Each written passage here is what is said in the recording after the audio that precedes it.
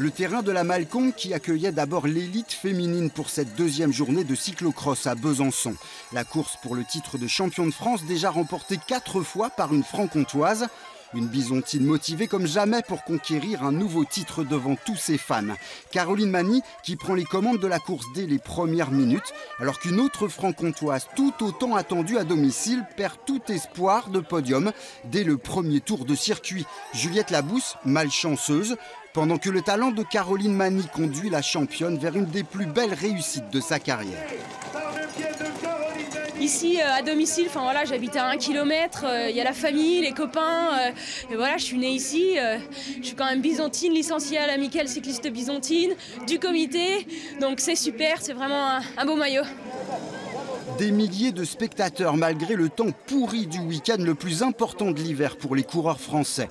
De quoi réserver un spectacle sportif à la hauteur des amateurs de la discipline, venus encourager un immense champion né à Chazot dans le Doubs, Francis Mouret qui a tout tenté pour essayer de rapporter un 10e maillot tricolore devant ses fans.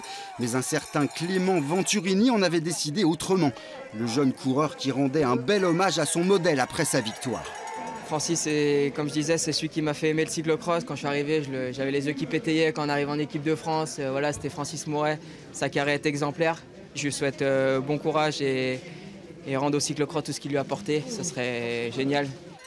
Une course parfaite pour un Rhône-Alpin déjà champion de France en 2017 devant une escouade franc-comtoise qui a offert aux spectateurs un fabuleux combat pour les places d'honneur. Fabien Canal, Francis Mouret et puis Fabien Doubet lancés dans une poursuite infernale. Mais sur la ligne d'arrivée, un peu de déception bien sûr. Tout ce public-là qui m'a suivi pendant toutes ces années, et je leur en remercie parce que sans eux, on ne pourrait pas accomplir tout. Des fois dans les moments durs, ils nous soutiennent et aujourd'hui, ils m'ont beaucoup soutenu et je leur en remercie.